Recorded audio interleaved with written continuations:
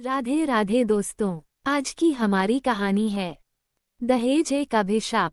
प्रियंका एक पढ़ी लिखी होनहार लड़की थी। उसके माता पिता ने बचपन से उसे अच्छे संस्कार दिए थे। जब उसकी शादी की बात चली तो एक अच्छे परिवार से रिश्ता आया। लड़का अमित एक मल्टी नेशनल कंपनी में काम करता था।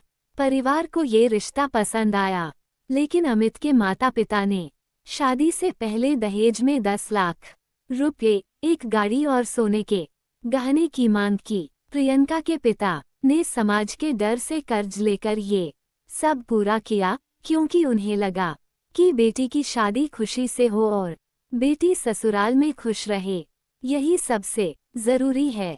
शादी के कुछ दिन बाद ही अमित की माँ और भाभी प्रियंका को ताने देने लगी। तेरे घर से कुछ भी ढंग का नहीं आया है, तेरे बाप ने दिया ही क्या है, एक कार भी दी तो इतनी छोटी, तेरे पिता ने तो हमें धोखा दिया, अब अपने मायके से और पैसे मंगवा। प्रियंका ने समझाने की कोशिश की कि उसके माता पिता पहले ही बहुत कुछ दे चुके हैं, लेकिन उसकी कोई सुनने वाला ही नहीं था।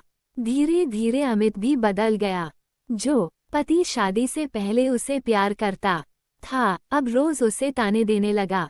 जब प्रियंका ने विरोध किया तो सास और पति ने उसे मारना पीटना भी शुरू कर दिया। अगर मायके से पैसे नहीं लाएगी तो इस घर में रहने का कोई हक नहीं, ये शब्द रोज प्रियंका के कानों में गूंजते। एक दिन प्रियंका ने हिम्मत जुटाई और अपने माता पिता को सब कुछ बता दिया।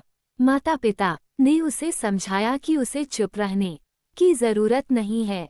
प्रियंका ने हिम्मत करके पुलिस में शिकायत दर्ज कराई और दहेज प्रताड़ना का केस किया, और इसकी सुनवाई भी जल्दी हुई।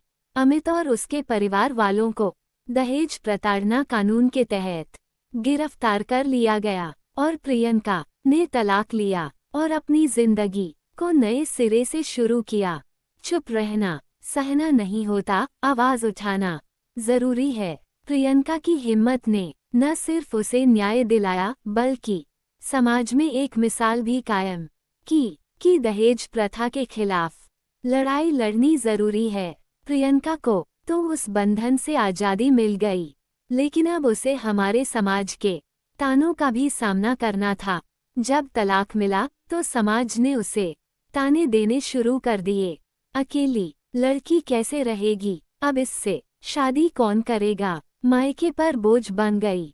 लेकिन प्रियंका ने खुद को कमजोर नहीं होने दिया। उसने अपनी डिग्री और हुनर पर भरोसा किया और नौकरी की तलाश शुरू कर दी। पहले तो कोई अच्छी नौकरी नहीं मिल रही थी, क्योंकि उसने शादी के बाद करियर पर ध्यान नहीं दिया था, लेकिन उसने हार नहीं मानी। उसने एक छोटे स्टार्टअप में जॉब शुरू की और धीरे धीरे अपने हुनर से तरक्की करने लगी। कुछ महीनों बाद उसे एक बड़ी कंपनी में मैनेजर की नौकरी मिल गई। अब प्रियंका आर्थिक रूप से आत्मनिर्भर थी। इसी दौरान प्रियंका की जिंदगी में राहुल नाम का एक लड़का आया। राहुल को प्रियंका की आत्मनिर्भरता और साहस ने बहुत प्रभावित किया। उसने प्रियंका से शादी का प्रस्ताव रखा, लेकिन प्रियंका को डर था कि कहीं वही सब दोबारा न हो। राहुल ने कहा, मैं तुम्हें तुम्हारे अतीत से नहीं, तुम्हारी हिम्मत से जानता हूँ। मैं तुम्हें किसी दहेज या झूठे रिश्ते के लिए नहीं, बल्कि तुम्हारी सच्चाई और आत्मसम्मान के लिए पसंद करता हूँ। प्रियंका ने कुछ समय लिया, फिर जब उसे राहुल की सच्चाई पर भरोसा हुआ तो उसने बिना दहेज के शादी की। अब प्रियंका सिर्फ एक पत्नी ही नहीं, बल्कि महिलाओं के अधिकारों के लिए काम करने वाली एक सामाजिक कार्यकर्ता बन चुकी थी।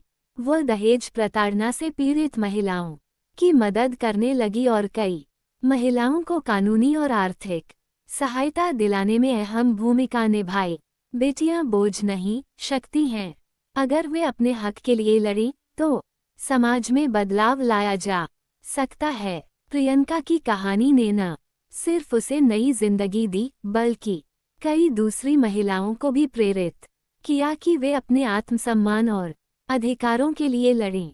प्रियंका अब सिर्फ अपने लिए नहीं, बल्कि उन तमाम महिलाओं के लिए लड़ रही थी जो दहेज प्रताड़ना, घरेलू हिंसा और लैंगिक भेदभाव का शिकार थीं। उसने एक एनजीओ, गैर सरकारी संगठन शुरू किया जिसका नाम था नई उड़ान। इस संस्था के जरिए प्रियंका पीड़ित महिलाओं को कानूनी सहायता, काउंसलिंग और आर्थिक सहयोग देने लगी। वह पुलिस और वकीलों से मिलकर ऐसे मामलों को सुलझाने में मदद करने लगी, जिससे कई महिलाओं को न्याय मिलने लगा। प्रियंका ने एक नया अभियान शुरू किया, बेटी कोई सौदा नहीं। वह गांव-गांव जाकर लोगों को बताने लगी कि दहेज एक सामाजिक बुराई है और इसे खत्म करना जरूरी है। दोस्तों, समाज की बुरी परंपराओं से डरने की जरूरत नहीं, उन्हें बदलने की जरूरत है। दोस्तों, आज की कहानी आपको पसंद आई हो तो एक लाइक और चैनल को सब्सक्राइब कर ले। धन्यवाद।